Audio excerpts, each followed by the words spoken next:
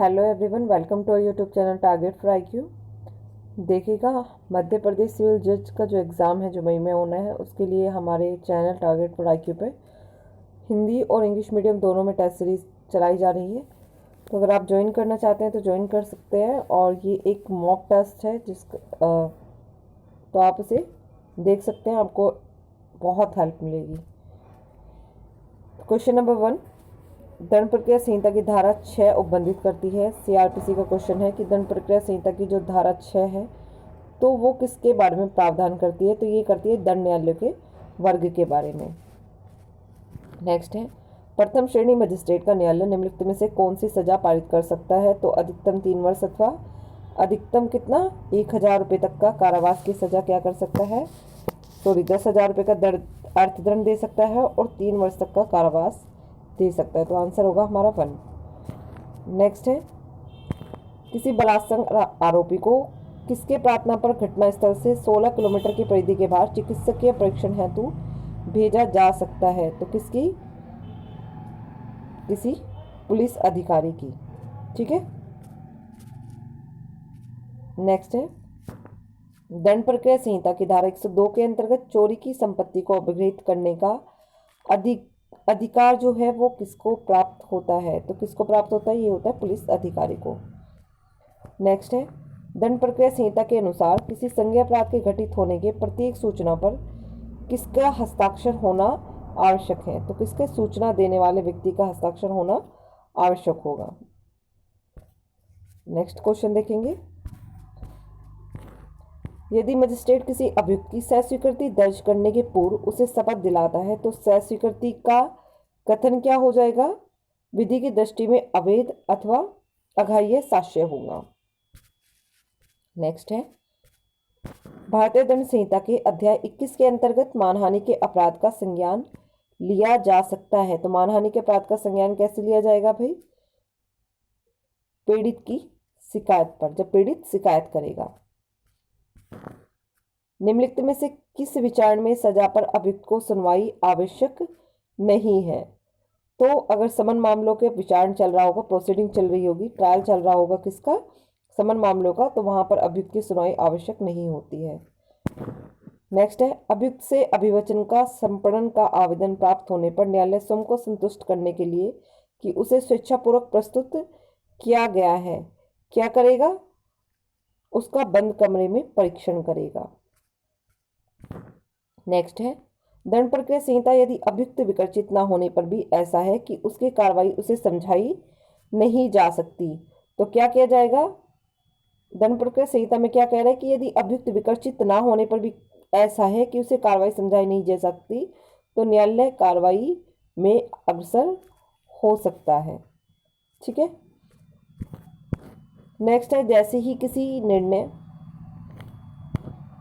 किसी निर्णय अथवा वाद के निस्तारण के अंतिम आदेश पर हस्ताक्षर किए जाते हैं तो वहां पर क्या होगा, वहां पर निर्णय किसी लिपिकीय त्रुटि को सही कर सकता है। मतलब क्या कह रहा है कि जैसे ही किसी निर्णय अथवा वाद के निस्तारण के अंतिम आदेश पर हस्ताक्षर किए जाते हैं तो वहां पर उसके बाद में क्या किया जा सकता है, केवल किसी लिपिकीय त्रुटि को ही सही किया जा सकता है। नेक्स्ट है, निम्नलिखित में से कौन सा मिलान सही नहीं है, तो उच्च न्यायालय को निर्देश सही है 395 में, उच्च न्यायालय को पुनरीक्षण का अधिकार 401 सही है बिल्कुल, अपील का उपशमन 393 में होता है, और दोष सिद्धि से अपील, यहाँ पर अपील का जो उपशमन है, अपील का उपशमन धारा 393 में नहीं होता, ये आंसर गलत है। ठीक है, दोष सिद्धि से अपील 374 में ही होती है। नेक्स्ट है, दंड प्रक्रिया संहिता के अंतर्गत किसी सजा के निष्पादन हेतु प्रत्येक वारंट को किसके द्वारा जारी किया जाना चाहिए, तो किसके द्वारा जारी किया जाना चाहिए, ऐसे न्यायाधीश अथवा मजिस्ट्रेट द्वारा जिसने सजा पारित की हो अथवा कार्यालय में उसके अनुवर्ती के द्वारा। नेक्स्ट है, परिसीमा की अवधि प्रारंभ होगी, तो परिसीमा की अवधि कब प्रारंभ होती है, सामान्यतः अपराध की तिथि से होती है, यदि पहले से ज्ञात न हो तो अपराध के ज्ञात होने की तिथि से, यदि अपराध के समय पर ज्ञात न हो तो आरोपी की पहचान स्थापित होने की तिथि से। उपरोक्त सभी यहाँ पर आंसर सही होगा। नेक्स्ट है, दंड प्रक्रिया संहिता की धारा 482 के अंतर्गत अंतर्निहित शक्तियों का उपयोग किया जा सकता है, तो यहाँ पर केवल उच्च न्यायालय के द्वारा अंतर्निहित सत्यों का प्रयोग किया जाता है। क्लियर? तो यहाँ तक हमारे 15 क्वेश्चन किसके थे? सीआरपीसी के थे। नेक्स्ट क्वेश्चन किसका है? हमारा एविडेंस एक्ट का है। तो देख लेते हैं इन्हें भी। कह रहे कि तथ्य जिसे साबित किया जाना हो को कहा जाता है। तो क्या कहा जाता है? फैक्टम प्रोबेंडम कहा जाता है। नेक्स्ट है, तथ्य को साबित माना जाता है जब क्या होता है? जबकि यदि इसका अस्तित्व इतना संभाव्य हो कि एक प्रज्ञावान जो व्यक्ति है उसे अस्तित्व में हुआ मान ले। ठीक है, या न्यायालय अपने समक्ष के तथ्यों पर जो प्रस्तुत किए गए हैं ये विश्वास करे कि इसका अस्तित्व है। नेक्स्ट है, शनाखत परीक्षण प्रेड़ होती है। तो कैसा साक्ष्य होती है शनाखत प्रेड़? ये संपोषक साक्ष्य होती है, ना कि सारवान साक्ष्य। नेक्स्ट है, स्वीकृति का साक्षिक मूल्य क्या होता है? स्वीकृति का साक्षिक मूल्य क्या होता है? वो विबंध कर सकती है लेकिन वो निश्चयात्मक सबूत नहीं होती, सेक्शन 31 में बताया गया है। नेक्स्ट है, पुलिस के समक्ष की गई स्वीकृति क्या है भाई? साबित की जाएगी, नहीं की जाएगी, स्वीकृति मानी जाएगी, स्वीकृति नहीं मानी जाएगी। तो क्या होगा? साबित नहीं की जाएगी। ठीक है, आंसर होगा हमारा बी। मुकरी हुई स्वीकृति का साक्षिक मूल्य यह है कि क्या होगा? तो अगर मुकरी हुई रिट्रैक्टेड, जिसे बोलते हैं क्या, कन्फेशन बोलते हैं, है ना। रिट्रैक्टेड कन्फेशन का क्या साक्षिक मूल्य होता है, क्या एविडेंसरी वैल्यू होती है उसकी? तो यहाँ पर एक संपुष्टि का साक्ष्य बन जाती है। नेक्स्ट है, क्वीन इम्प्रेस बनाम अब्दुल्ला का जो वाद है वो किससे रिलेटेड है? तो ये रिलेटेड है भाई हमारा मृत्युकालीन घोषणा से। नेक्स्ट देखेंगे, साक्ष्य अधिनियम की धारा 45 के अंतर्गत किसी विशेषज्ञ की राय। तो विशेषज्ञ की राय क्या होती है? निश्चयात्मक सबूत नहीं होती है। ठीक है, विशेषज्ञ की जो राय होती है वो भी निश्चयात्मक सबूत नहीं होती है, ये केवल समर्थनकारी और पुष्टिकारी प्रकृति की होती है। नेक्स्ट है, भारतीय साक्ष्य अधिनियम 1872 के अंतर्गत सुसंगतता तथा ग्राह्यता होते हैं। तो ये तो ना तो पर्यायवाची है और ना ही सह विस्तारण है। ठीक है, तो आंसर होगा इसका 3। नेक्स्ट है, निम्नलिखित में से किसे प्राथमिक साक्ष्य कहा जाएगा? तो किसको प्राथमिक साक्ष्य कहा जाता है? हस्तलिखित पत्र जो होते हैं उन्हें प्राथमिक साक्ष्य कहा जाता है। नेक्स्ट है, निम्नलिखित में से क्या एक लोक दस्तावेज नहीं है? तो इनमें से जो आंसर दिए गए हैं कि जिनसों की कीमतें निर्धारण करने वाला सक्षम अधिकारी का आदेश, तलाशी वारंट जारी करने वाला आदेश, कलेक्टर द्वारा फसल कटाई की रिपोर्ट, किसी वाद में वाद पत्र अथवा लिखित कथन। तो इनमें से क्या नहीं है? यहाँ पर किसी वाद में वाद पत्र अथवा लिखित कथन जो होते हैं ये क्या नहीं होते भाई? ये पब्लिक डॉक्यूमेंट नहीं होते हैं। नेक्स्ट है, साक्ष्य अधिनियम पर की धारा 105 निम्नलिखित में से किस पर लागू किए जाने हैं? तो विपरीत है। तो जो 105 धारा है ये केवल आपराधिक विचारणों पर लागू होती है, क्योंकि एक्सेप्शन की बात करती है जो कि आईपीसी में दिए गए हैं। नेक्स्ट है, भारतीय साक्ष्य अधिनियम की धारा 113 के अंतर्गत उपधारणा संबंधित है। तो जो उपधारणा की बात की गई है वो किससे रिलेटेड है? किसी विवाहित महिला द्वारा आत्महत्या की दुष्प्रेरणा से। नेक्स्ट है, विबंध के बारे में बात की गई है। तो विबंध पर स्पष्ट तौर पर दलील दी जानी चाहिए। नेक्स्ट है, भारतीय साक्ष्य अधिनियम 1872 के अंतर्गत निम्नलिखित में से क्या विशेषाधिकार युक्त संसूचना की श्रेणी में नहीं आता है?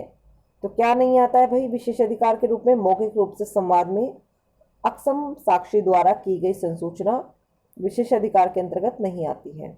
ठीक है, अब सीपीसी के क्वेश्चन है। कह रहा है कि सिविल प्रक्रिया संहिता की धारा 216 के अंतर्गत शब्द विहित से अभिप्रेत है। कौन से विहित है भाई? नियमों द्वारा विहित होगा। क्लियर? नेक्स्ट है, सिविल प्रक्रिया संहिता की प्रथम अनुसूची में आदेश एवं नियम क्या है? जो आदेश और नियम है वो किसी धारा के प्रावधान को अधिभावी नहीं कर सकता है। ठीक है, 3 होगा आंसर। नेक्स्ट है, पूर्ण न्याय का जो सिद्धांत है वो लागू किया जा सकता है। पूर्ण न्याय का सिद्धांत लागू किया जा सकता है एक ही कार्रवाई की पश्चातवर्ती अवस्था में। किस पर लागू किया जाता है? जहां पर वाद हेतुक वही पक्षकार हो, तो एक ही कार्रवाई की पश्चातवर्ती जो होगी अवस्था होगी वहां पर लागू किया जा सकता है। नेक्स्ट है, निम्नलिखित में से कौन सा कथन सही है? तो कौन सा कथन सही है कि किसी स्थावर संपत्ति के बंटवारे का वाद उस न्यायालय में संस्थित किया जाएगा जिसकी अधिकारिता में प्रतिवादी रहता हो अथवा लाभार्थ कार्य करता हो। क्या कह रहे हैं कि स्थावर संपत्ति की जो वसूली का वाद है वो कहाँ पर क्या किया जाएगा, कहाँ पर संस्थित किया जाएगा। तो किसके बारे में बात कर रहा है ये कि अगर बंटवारे का वाद है तो उस न्यायालय में संस्थित किया जाएगा जिसकी अधिकारिता में प्रतिवादी रहता है या फिर लाभार्थ कार्य करता है, या फिर स्थावर संपत्ति की वसूली है तो वाद उस न्यायालय में संस्थित किया जाएगा जिसके अधिकारिता में संपत्ति स्थित है। फिर उसके बाद में है कि उपरोक्त एक तथा बी दोनों, और इसके बाद में उपरोक्त दोनों नहीं। तो आप लोग कमेंट बॉक्स में बताएंगे कि इसका आंसर क्या होगा। और सेक्शन 15, 16, 17, 18, 19, 20 जो ये हैं सीपीसी के बात करते हैं अधिकारिता के बारे में कि कहाँ पर वाद संस्थित किया जाना चाहिए। ठीक है, मूवेबल और इमूवेबल प्रॉपर्टी की अगर बात करें तो बात की गई है 16, 17, 18 में, और 1920 में मूवेबल और जंगम संपत्ति और शरीर के संबंधी अपराध से रिलेटेड और अन्य के बारे में बात की गई है। नेक्स्ट है अंतर्विवाची वाद संबंधी प्रावधान निहित हैं। तो अंतर्विवाची वाद से संबंधित जो प्रावधान है ये कहाँ पर दिए गए हैं, सिविल प्रक्रिया संहिता की धारा 88 में, और ऑर्डर किस में दिए गए हैं, ऑर्डर दिए गए हैं 35 में। दोनों में आंसर होगा, उपरोक्त 2 और 3 दोनों में। क्लियर।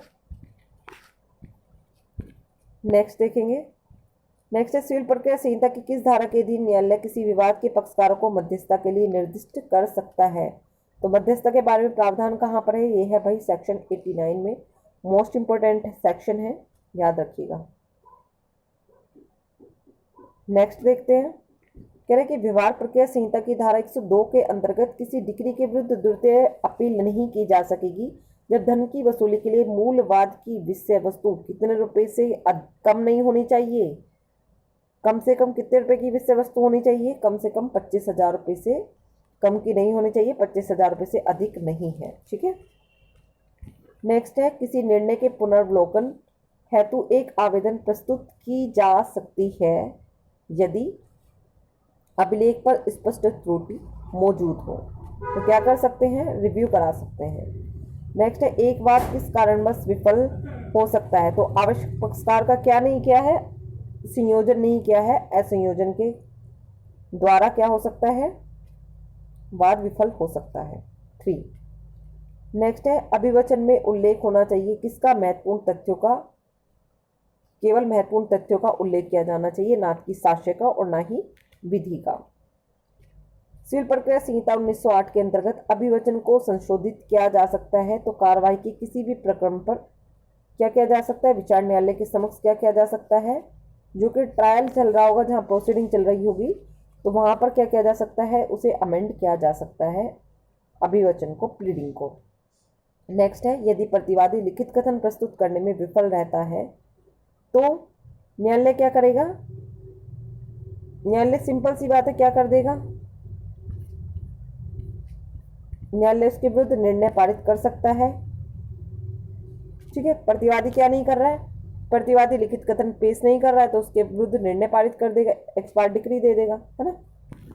नेक्स्ट है, सिविल प्रक्रिया संहिता के आदेश 10 नियम 2 के अंतर्गत मौखिक परीक्षा का अर्थ है। तो मौखिक परीक्षा का क्या अर्थ है, यहाँ पर वाद में विवादास्पद विषयों को स्पष्ट करना। ठीक है। नेक्स्ट है, किसी वाद में एक प्रारंभिक डिक्री पारित की जा सकती है। डिग्री पता ही होगा आपको, 2 प्रकार के हो सकते हैं, प्रारंभिक डिग्री या अंतिम डिग्री, और अंशतः प्रारंभिक और अंशतः डिग्री भी होती है। तो क्या कह रहा है कि किसी वाद में एक प्रारंभिक डिग्री पारित की जा सकती है, कौन से वाद में, बंटवारे हेतु, साझेदारी हेतु, कब्जे या अंत्यकालीन लाभ हेतु, उपरोक्त सभी में, उपरोक्त सभी में प्रारंभिक डिग्री और अंतिम डिग्री दोनों पारित की जा सकती है। नेक्स्ट है, न्यायालय जिसके पास अंतर्निहित अधिकारिता का अभाव हो के द्वारा पारित निर्णय एवं डिक्री क्या अमान्यता होती है, कभी भी पूर्ण निर्णय के रूप में लागू नहीं होगी, उत्तरवर्ती वाद में चुनौती दी जा सकती है। उपरोक्त सभी सही है यहाँ पर। तो यहाँ पर कंप्लीट हुए हमारे सीपीसी के 15 क्वेश्चन। नेक्स्ट देखते हैं आईपीसी। भारतीय दंड संहिता के प्रथम प्रारूप की रचना किसने की थी। तो सभी को पता होगा किसने प्रथम प्रारूप की रचना की थी भाई, ये की थी लॉर्ड मेकाले ने। नेक्स्ट है, निम्नलिखित में से कौन भारतीय दंड संहिता की धारा 34 का एक अनिवार्य तत्व नहीं है? तो किसी सामान्य उद्देश्य को पूरा करने हेतु कार्य नहीं किया जाना चाहिए, सामान्य आशय होना चाहिए। ठीक है, और हमेशा ध्यान रखना है कि बार बार हमेशा ही पूछता है सेक्शन 34 पे क्वेश्चन, कभी पूछ लेगा रीडिंग केसेस से रिलेटेड और कभी पूछ लेगा सामान्य से और सामान्य उद्देश्य को लेकर कोई क्वेश्चन बना देगा। नेक्स्ट है, समुचित सरकार किसी अभियुक्त के मृत्यु दंड को किसी अन्य सजा में लघुकरण कर सकती है। तो बिना अभियुक्त की सहमति लिए भी क्या कर सकती है? अभियुक्त की सहमति की आवश्यकता ही नहीं है, वो बिना सहमति के भी उसे लघुकरण कर सकती है। ठीक है, नेक्स्ट है, कोई बात अपराध नहीं है जो 7 वर्ष से कम आयु के शिशु द्वारा की जाती है। कथन किस विधिक सिद्धांत पर आधारित है? तो सिंपल सी बात है कि 7 साल से कम का जो बच्चा होता है वो अपराध करने में अक्षम होता है, डोली इनकैपेक्स होता है। निम्नलिखित में से किस मामले में शरीर की प्राइवेट प्रतिरक्षा का अधिकार मौत कारित करने की अनुमति नहीं देता है? मतलब मृत्यु कारित करने की अनुमति नहीं देता है। जहां पर सदोष अवरोध किया गया हो वहां पर नहीं देता, सदोष अवरोध। ठीक है, नेक्स्ट है, कै ख को च का घर जलाने हेतु उकसाता है, ख घर में आग लगा देता है और उसी समय वहां से संपत्ति भी चुरा लेता है। तो कै किस बात का दोषी होगा? कै केवल च के घर जलाने का दुष्प्रेरण का दोषी होगा, ना कि चोरी का दोषी होगा, क्योंकि उसकी मनस्थिति नहीं थी और ना ही उस बात का वो परिणाम है। नेक्स्ट है, भारतीय दंड संहिता 1860 की धारा 149 क्या करती है? 149 क्या करती है भाई? यहाँ पर ये एक विशिष्ट अपराध उत्पन्न करती है, जबकि सेक्शन 34 एक साक्ष्य का नियम है केवल। निम्नलिखित में से कौन सा कथन सही नहीं है? कह रहे कि बलवा तथा दंगा भारतीय दंड संहिता की क्रमश धारा 146, 159 में परिभाषित किए गए हैं। बिल्कुल सही बात है। तो बलवा किसी लोक स्थान पर किया जाना आवश्यक है, जबकि दंगा किसी भी स्थान पर किया जा सकता है। गलत है, बल्कि दंगा क्या है, लोक स्थान पर किया जाना चाहिए, जबकि बलवा कहीं भी हो सकता है। नेक्स्ट है, आपराधिक मानववध मृत्यु कारित होता है तो ऐसी शारीरिक क्षति पहुंचाने के आशय के साथ जिससे मृत्यु संभव हो सके, ऐसे ज्ञान के साथ कि ऐसे कार्य के द्वारा मृत्यु होना संभाव्य है, मृत्यु कारित करने के इरादे से, उपरोक्त सभी। तो यहाँ पर आंसर होगा डी, उपरोक्त सभी। भारतीय दंड संहिता के अंतर्गत कितने प्रकार के व्यापरणों का उल्लेख है? तो 2 प्रकार के हैं, भारत से बाहर व्यापरण और संरक्षकता में से, गार्जियनशिप में से व्यापरण। निम्नलिखित में से क्या भारतीय दंड संहिता 1860 के अंतर्गत निरंतरता का अपराध है? तो कौन सा अपराध है निरंतरता का? अपहरण का जो अपराध है वो निरंतर चलने वाला, चालू रहने वाला अपराध है। नेक्स्ट है, उच्चतम न्यायालय ने किस बात में सामाजिक नैतिकता के ऊपर संवैधानिक नैतिकता को वरीयता दी है? तो कहाँ पर दी है? ये दी है नवजोत सिंह जौहर वर्सेस यूनियन भारत संघ, मतलब यूनियन ऑफ इंडिया में। लूट डकैती होती है यदि वह संयुक्त रूप से की गई हो 5 या 5 से अधिक व्यक्तियों के द्वारा। छल के अपराध के लिए धोखा देने का इरादा कब मौजूद होना चाहिए? तो कब मौजूद होना चाहिए? अंत में, मध्य में, उपरोक्त दोनों में, प्रारंभ से ही। तो प्रारंभ से ही धोखा देने का आशय उसका होना चाहिए। मानहानि होती है, तो मानहानि क्या होती है भाई? मानहानि होती है सिविल दोष और आपराधिक अपराध दोनों। कंप्लीट हुए हमारे आईपीसी के क्वेश्चन। नेक्स्ट है हमारा पार्ट कॉन्स्टिट्यूशन का। भारत के संविधान के उद्देशिका में प्रयुक्त पथनिरपेक्ष शब्द का अर्थ क्या होता है? कि भारत का अपना कोई धर्म नहीं होगा, है ना, और वो सभी धर्मों के साथ क्या करेगा? समान व्यवहार करेगा। ठीक है, राज्य का अपना खुद का कोई धर्म नहीं होगा और सभी धर्मों के साथ एक समान व्यवहार करेगा। उपरोक्त 1 तथा 2 दोनों। भारतीय संविधान के अनुच्छेद 3 के अर्थों के अंतर्गत संसद विधि द्वारा क्या कर सकती है? नए राज्यों को गठित कर सकती है, राज्य के क्षेत्रों में परिवर्तन कर सकती है, वर्तमान राज्य की सीमाओं अथवा नामों को परिवर्तित कर सकती है, उपरोक्त सभी कार्य कर सकती है। निम्नलिखित में से कौन अधिवास द्वारा एक नागरिक नहीं है? तो कौन नहीं है? वे लोग जो भारत के संविधान लागू होने के उपरांत अपने कार्य के कारण भारत के क्षेत्र में सामान्य तौर पर निवास करते हैं, वो भारत के अधिवासी नहीं होंगे। कह रहे हैं कि संविधान का कौन सा अनुच्छेद पूर्वव्यापी विधि को संरक्षण प्रदान करता है? तो यहाँ पर अनुच्छेद 20। नेक्स्ट है संविधान का अनुच्छेद 24 इनमें से क्या कथन करता है? तो क्या करता है कि 14 वर्ष से कम आयु के किसी बालक को किसी कारखाने या खान अथवा अन्य परिसंकट में नियोजन में काम में मतलब नियोजित नहीं किया जाएगा। ठीक है। नेक्स्ट है, भारतीय संविधान के अनुच्छेद 38 में पदावली न्याय को व्यक्त करने के लिए प्रयुक्त किया गया है। कैसा न्याय? सामाजिक, आर्थिक और राजनीतिक न्याय। मतलब आंसर होगा हमारा 4। नेक्स्ट है, भारत के राष्ट्रपति के चुनाव में मतदान करने का अधिकार उपलब्ध नहीं है। तो किसको?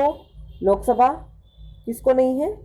यहाँ पर उपलब्ध नहीं है। लोकसभा अध्यक्ष को है, विधानसभा अध्यक्ष को है, लोकसभा के उपाध्यक्ष को भी है, लेकिन राज्यसभा में राष्ट्रपति के नामित को नहीं होता है।